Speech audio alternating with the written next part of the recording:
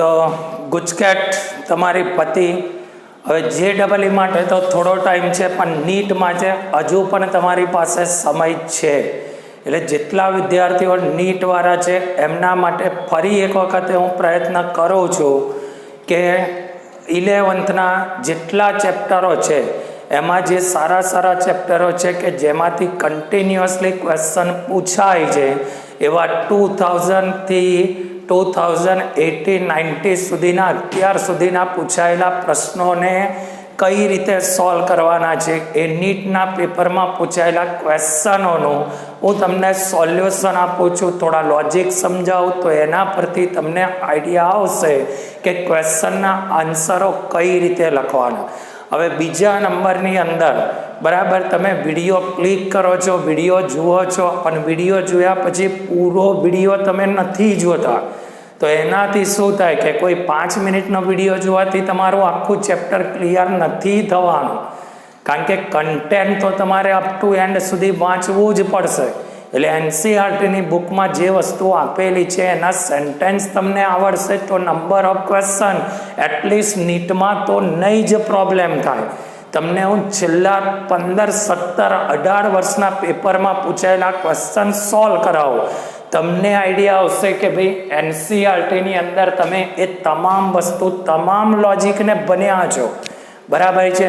તો વધારે ટાઈમ તમારો નથી બગાડતો, આપણે ડિસ્કશન સ્ટાર્ટ કરીએ.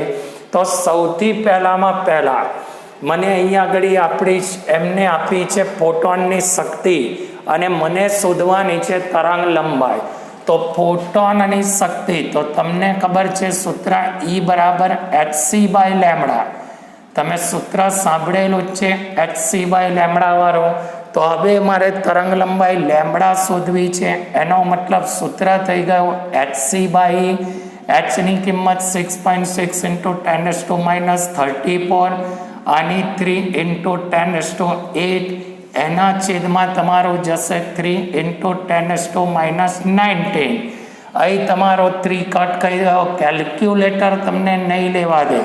એટલે એનો મતલબ એ થયો બેટા કે તમે જે કેલ્ક્યુલેશન કરો છો એ ફાસ્ટ ટ્રેક કેલ્ક્યુલેશન થવું જોઈએ. રાઉન્ડ ફિગરમાં કેલ્ક્યુલેશન કરી દેવાનું. તો 3 ક્લિયર થઈ ગયો. તો અહીં તમારો આન્સર 6.626 સમથિંગ ગુણ્યા 10⁻34 છે. 34માંથી 27 જશે તો 10 આવશે -7. બરાબર, 10⁻7. તો હવે તમે કામ શું કરશો?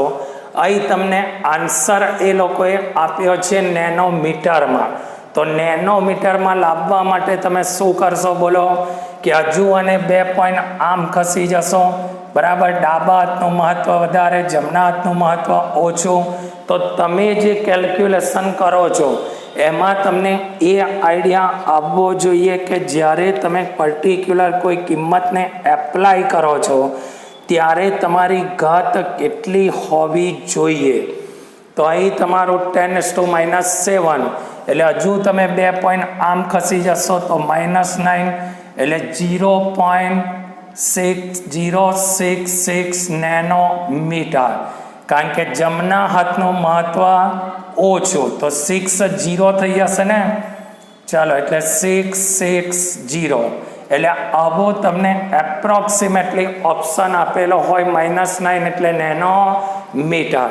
બીજા નંબરમાં મને કહ્યું છે ક્વોન્ટમમાં કે n બરાબર 3, l બરાબર 2, ml બરાબર +2. તો કક્ષકો કેટલી શક્ય બને? તો તમને ખબર પડે કે ml બરાબર +2 એટલે એનો મતલબ એક જ કિંમત છે. તો અહીં આગળ એક જ કક્ષક શક્ય બને. કેમ? ml પરથી મને કક્ષકનો પેટા પ્રકાર ખબર પડે.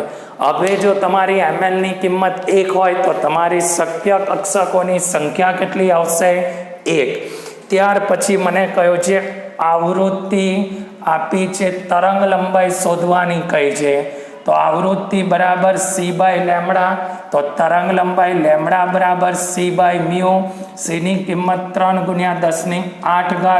v ની કિંમત તમારી છે 8 × 10⁻15. હવે 15 ઉપર જશે એટલે તમારી થશે -7 અહીં તમારું 3/8 એટલે 3/8 કરશો એટલે 0.8 તારી 24 8 તારી 24 બરાબર છે. અને પછી તમારા 6 વધશે એટલે 8 છંગ 48 8 7 56 એટલે 7 સમથિંગ આવશે. હવે તમે નેનોમીટરમાં કન્વર્ટ કરવા જાઓ તો 37 નેનોમીટર એટલે અહીં તમારો આન્સર એપ્રોક્સિમેટલી આવશે. તમારે રાઉન્ડ ફિગર નિયર બાય જે આવતું હોય એને સેટ કરી દેવાનું. ત્યાર પછી મારે ચર્ચા કરવાની છે આયનીય ત્રિજ્યાનો ક્રમ ગણાવો. હવે તમને ખબર છે કે આયનીય ત્રિજ્યામાં શું હશે? તો ઇલેક્ટ્રોન મેળવે તો ત્રિજ્યા વધે, તમને બધાને ખબર છે. અને ઇલેક્ટ્રોન ગુમાવે તો ત્રિજ્યા ઘટે. હવે ઇલેક્ટ્રોન મેળવે તો ત્રિજ્યા વધે એટલે એનો મતલબ અહીં તમારો આન્સર શું થયો? ઓક્સિજન -2 થી Al3+ તરફ જતા ત્રિજ્યામાં શું થશે? ઘટાડો. કારણ કે માઇનસ હોય એટલે મેળવશે એટલે ત્રિજ્યામાં વધારો થશે અને ગુમાવશે તો ત્રિજ્યામાં ઘટાડો થશે. ત્યાર પછી n બરાબર 4 n બરાબર 1 તો મારે આવૃત્તિ શોધવાની છે. 3.29 ગુણ્યા 10⁻15 1/ni² - 1/nf². બરાબર. એટલે અહીં તમારો 1 નો વર્ગ, અહીં આવશે તમારો 4 નો વર્ગ 16 તો અહીં તમારું થઈ જશે 15/16. 3.29 10⁻15 અહીં તમારો 15/16 એટલે એપ્રોક્સિમેટલી તમારી કિંમત 3ની નજીક આવવી જોઈએ. મને કેલ્ક્યુલેટરની કોઈ જરૂર જ નથી, અહીં વધારે ભાગવાનું છે એટલે અહીં મારો 3.29 તો નહીં જ આવે પણ 3 સમથિંગ મારો આન્સર આવવો જોઈએ. ત્યાર પછી મને કહે છે દ્વિતીય બોર કક્ષામાં હાઇડ્રોજનની ઉર્જા આટલી છે એટલે આ તમારી દ્વિતીય કક્ષા -328 છેદમાં તમારો n² આવશે. n² એટલે 2 નો વર્ગ 4. હવે તમને એવું કહે છે કે જ્યારે તમારે ચતુર્થ કક્ષાની ઉર્જા શોધવી હોય તો આ તમારી દ્વિતીય કક્ષાની છે. તો અહીંયા આગળ તમે સીધો આવું બી લખી શકો ને, E1 ના છેદમાં n². નો મતલબ તમારો E1 ના છેદમાં 2 નો વર્ગ 4. આ તમારી 328 છે. તો જ્યારે તમને E4 શોધવાની કે તો E4 નો મતલબ અહીં તમારો E4 ના છેદમાં n² થઈ જશે. બરાબર. જ્યારે ચોથી કક્ષામાં જતો રહે તો ચોથી કક્ષામાં જશે એનો મતલબ શું થયો કે અહીં તમારું આવશે E4 ના છેદની અંદર તમારો આવશે બરાબર છે 2 નો વર્ગ. એનો મતલબ કે 2 નો વર્ગ એટલે 4 થઈ ગયો. તો 328/4 4 8 32 અને 4 2 8 એટલે અહીં તમારું આવશે 82. એકમ તો તમને જે આપ્યો હોય એ જ એકમ તમારે સેટ કરવાનો છે. તો એમાં જ કન્ટિન્યુ આગળ ક્વેશ્ચન લઈએ આપણે કે અહીં મને કહ્યું છે સ્થાનના અનિશ્ચિતતા 0.1 એંગસ્ટ્રોમ છે એટલે આપણે શોધવાની છે વેગની અનિશ્ચિતતા. તો હાઇઝનબર્ગના સૂત્ર મુજબ ΔV બરાબર કયું હતું બોલો? h/4π એટલે h/4π m ΔX.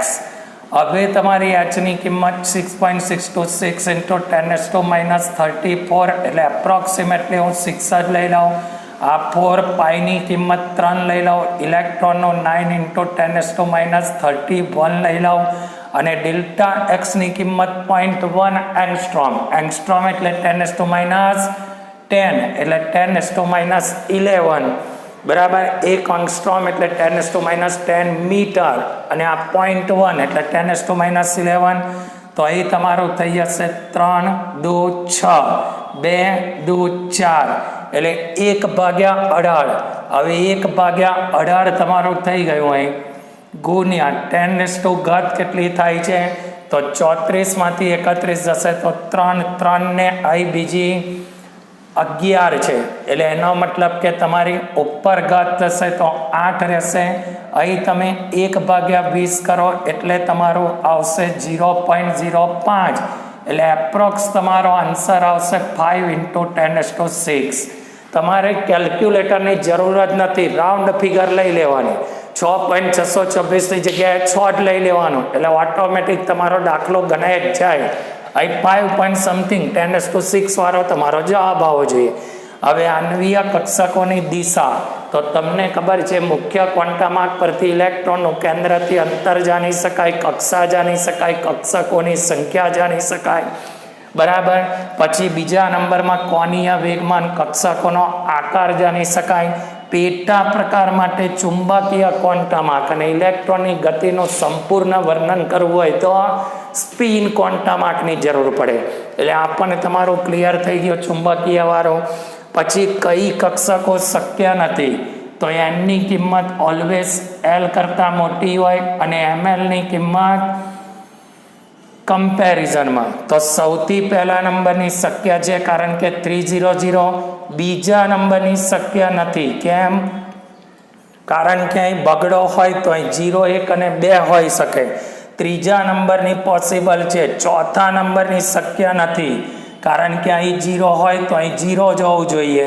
અને પાંચમા નંબરની પણ શક્ય નથી કારણ કે અહીં બગડો હોય તો અહીં આગળ ±2 હોવું જોઈએ, બરાબર. કોઈ દિવસ બગડાની પાછળ તગડો આવે નહીં. તમે ક્વેશ્ચન જુઓ બેટા, બુકના બેઠા ક્વેશ્ચન છે.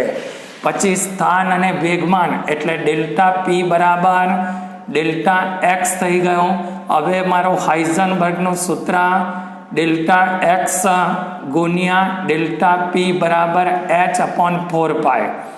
અહીં તમારું ΔP² બરાબર h/4π, કારણ કે Δxની કિંમત મેં ΔP મૂકી દીધી, બરાબર છે.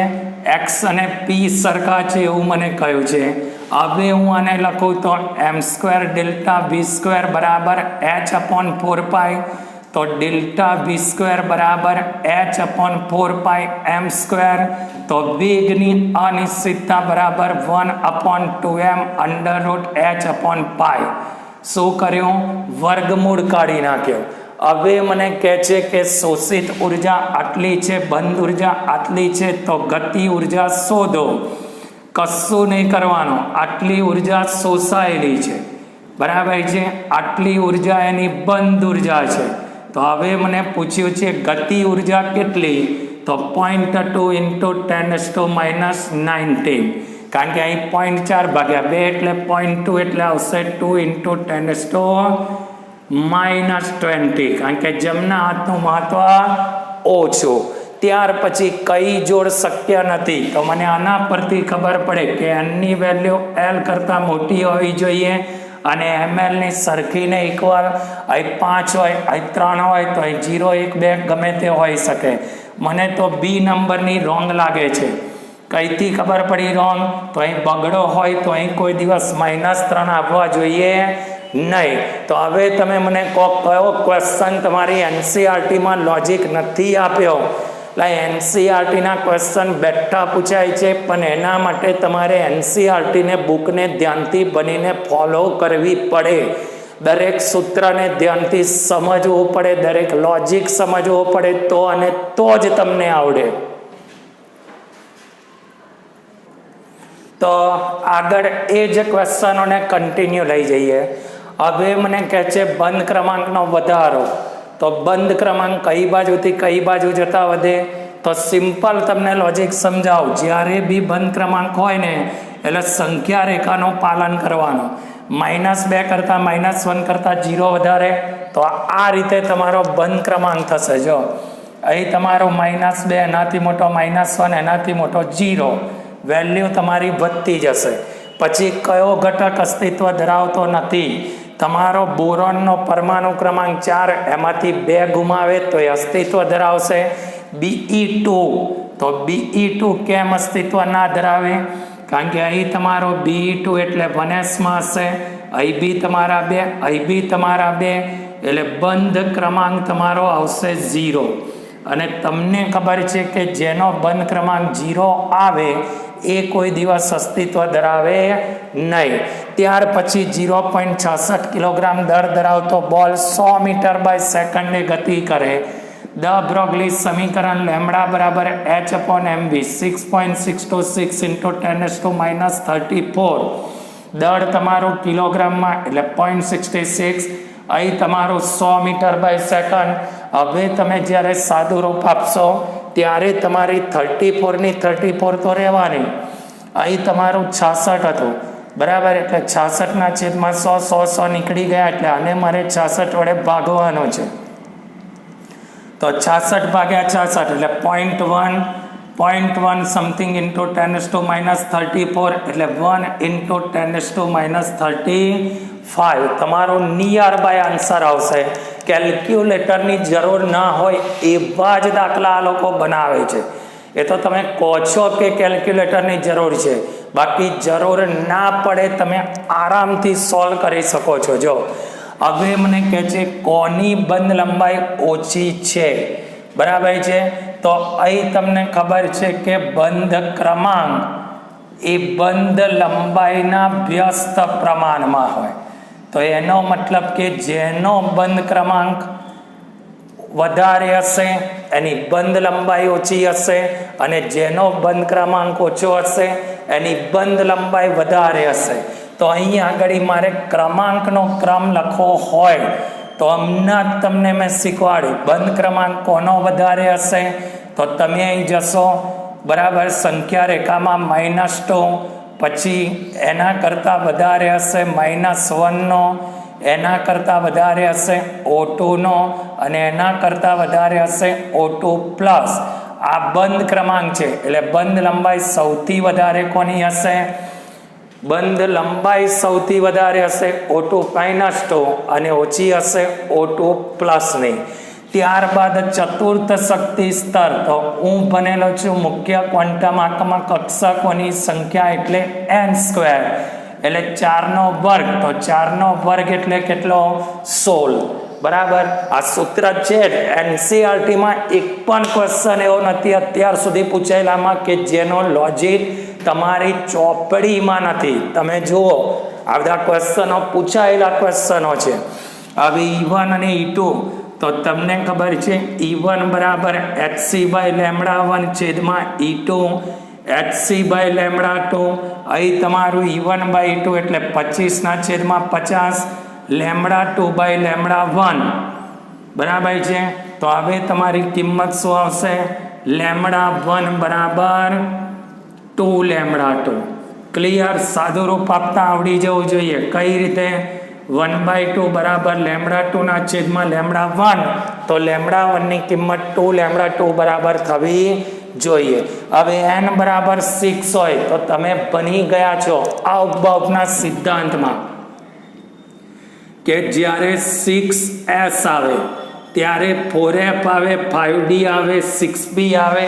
તો એનો મતલબ કે પહેલા તમારો n આવે, પછી n-2, n-1 અને n.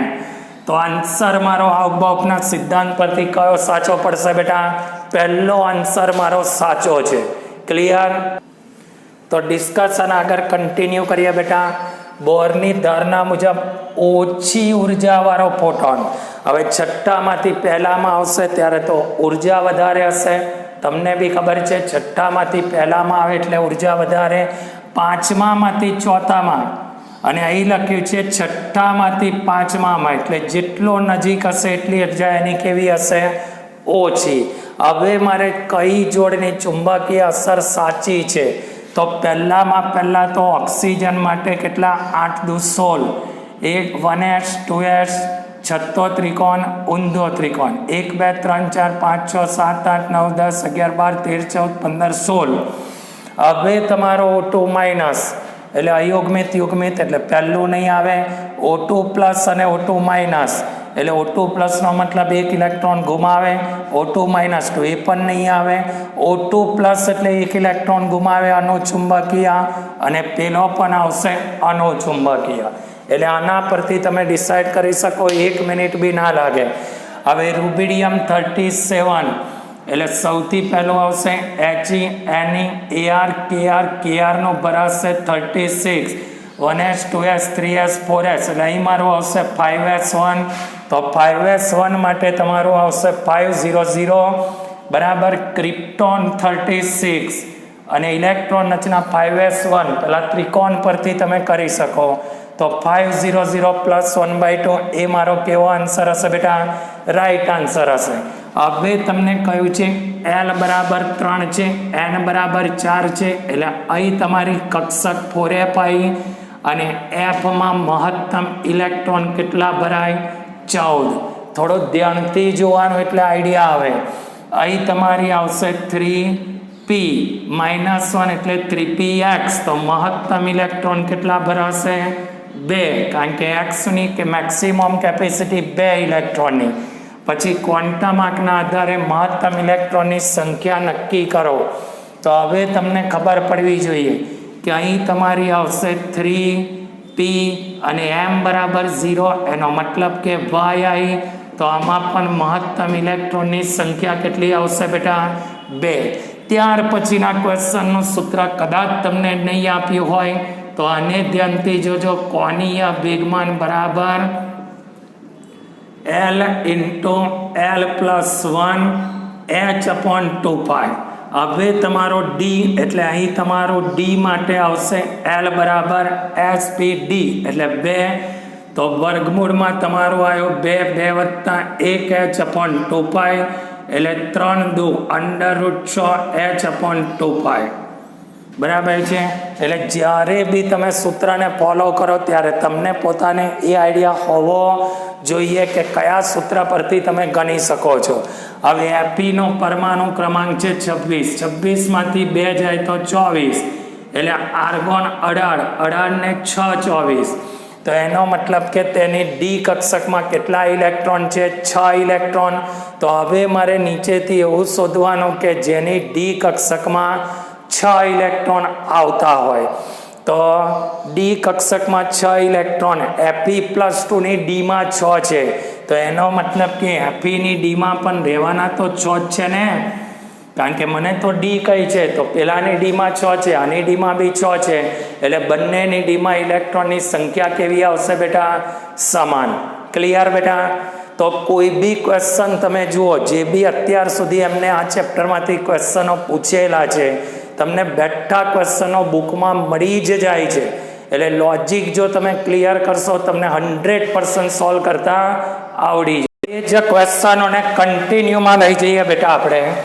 કે ટિટેનિયમ કક્ષકમાં ચડતી સપાટીના ક્રમમાં ગોઠવો હવે તમને ખબર છે કે n+l વધે શક્તિ વધે આ ઉપભોગના સિદ્ધાંતમાં તમે બનેલા છો તો શક્તિના ચડતા ક્રમમાં મારે ગોઠવવાનો છે તો અહીં તમારું 3 પછી આ આવશે 4 પછી આ 4 પણ આ મુખ્ય ક્વોન્ટમમાં ઓછો છે એટલે આને આગળ લેવું પડે ખોટું છે 4s 3d 4p આ 3p આગળ આવવી જોઈએ મને આ રાઈટ લાગે છે કેમ કારણ કે આમાં થશે તમારો કયો ક્રમ શક્તિના ચડતા ક્રમમાં ગોઠવવાનો છે ટિટેનિયમ માટે તો પહેલા 4s આવશે ને પછી 3d આવશે આમાં પણ ગડબડ છે આન્સર તમારો ડી સાચો આવશે n+l નું મૂલ્ય 4 n+l નું મૂલ્ય 4 4 અને અહીં તમારો 5 અહીં લખું જો મૂલ્ય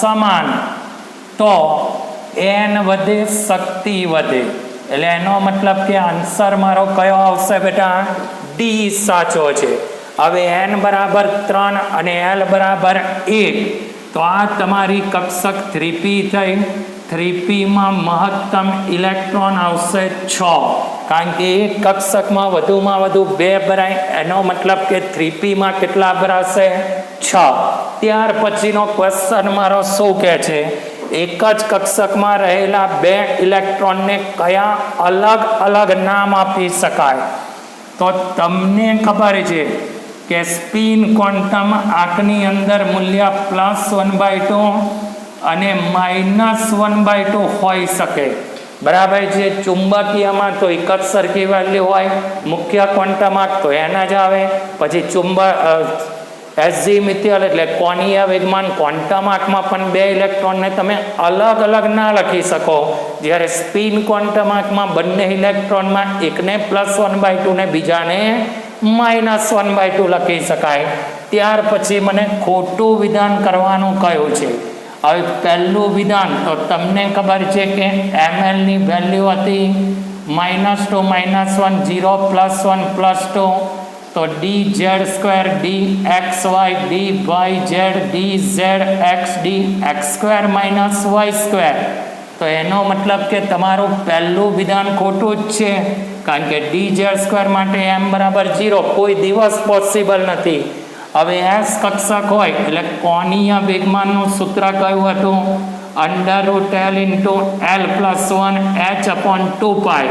તો અહીં તમારી L બરાબર 0 એટલે આખું 0 થઈ જવાનું, એટલે એ તો તમારું સાચું જ વિધાન છે. પછી તમારું આ વિધાન પણ ખોટું છે. કેમ? તમને જોઈને જ ખબર પડે કે અહીં આગળ ઇલેક્ટ્રોન કુંડના નિયમ પ્રમાણે દરી ભ્રમણને સમાંતર ગોઠવવો પડે. અહીં વિરુદ્ધ દિશામાં ગોઠવ્યો છે, એનો મતલબ આ પણ તમારું પોસિબલ બનશે નહીં. ત્યાર પછી કયા હાઇડ્રોજન પરમાણુના વર્ણપટને દ્રશ્યમાન છે? તો યાદ કરો, લાઇમેન બામર પાસવાન બ્રેકેટ ફન પાર જાંબલી દ્રશ્યમાન એટલે કઈ શ્રેણી આવશે? બામર શ્રેણીમાં દ્રશ્યમાન આવશે. ત્યાર પછીના પ્રશ્નમાં આને મારે યોગ્ય ક્રમમાં ગોઠવવાનો છે. n+l n+l n+l n+l. તો સૌથી પહેલા મારો આવશે 4p, એના પછી આવશે 5p, પછી આવશે 5f, પછી આવશે 6p. લોજિક n+l વધે તો શક્તિ વધે ને વધે. આના પરથી એ સાબિત થાય છે કે બેટા નીટમાં જેટલા બી ક્વેશ્ચન પૂછાય છે, JEEમાં પણ જેટલા બી ક્વેશ્ચન પૂછાય છે, એ બધા ક્વેશ્ચનના લોજિક તમારી બુકમાં છે જ. 12th માટે તો બધા ચેપ્ટરનું રિવિઝન મેં મૂકેલું જ છે, પણ તકલીફ એ થાય છે કે તમારે પૂરું ચેપ્ટર રિફર કરવું નથી. જો તમે પૂરું ચેપ્ટર રિફર કરશો તો એમાંથી કોક ને કોક લાઈન તો આવશે ને આવશે જ. બરાબર, તમે જે એક્ઝામ આપી છે ગુજકેટની, એમાં પણ એમાંથી લાઈનો આવી જ છે, નથી આવી એવું નથી. દાખલા માટેના સૂત્ર પણ તમને આપ્યા હતા, ખાલી એમાં કિંમત મૂકવાની હતી. તો હું એવી આશા રાખું છું કે ચેપ્ટર 2 પરમાણ્વીય બંધારણ 2000ની સાલથી 2019 સુધીના જેટલા પ્રશ્ન પૂછાયા છે એ બધા પ્રશ્નનું સોલ્યુશન મેં તમને આપ્યું. તો તમે એને પ્રિપેર કરશો અને ખબર પડી જશે તમને કે લોજિક તમારે NCERTને ફોલો કરવાની છે. એના બધા લોજિક અને જેટલા દાખલા પૂછ્યા છે એમાં પણ બધા દાખલા એવા છે કે વગર કેલ્ક્યુલેટરે તમે એનું સોલ્યુશન કરી શકો. તો મહેરબાની કરીને NCERTને ફોલો કરવાનું ચાલુ કરી દો. પર્ટિક્યુલર હજુ તમારી પાસે એટલો ટાઈમ છે કે રોજ તમે એક ચેપ્ટરને આરામથી રિફર કરી શકો. હું આ રીતે દરેક ચેપ્ટરમાંથી લોજિક હોય જેટલા 2000થી 19 સુધીના પ્રશ્નો પૂછાયેલા છે, 11thના જેટલા ચેપ્ટર મેક્સિમમ મારાથી પોસિબલ બનશે, હું તમને આ રીતે સોલ્યુશન બનાવીને મૂકી આપીશ. બરાબર, તો ક્લિયર બેટા?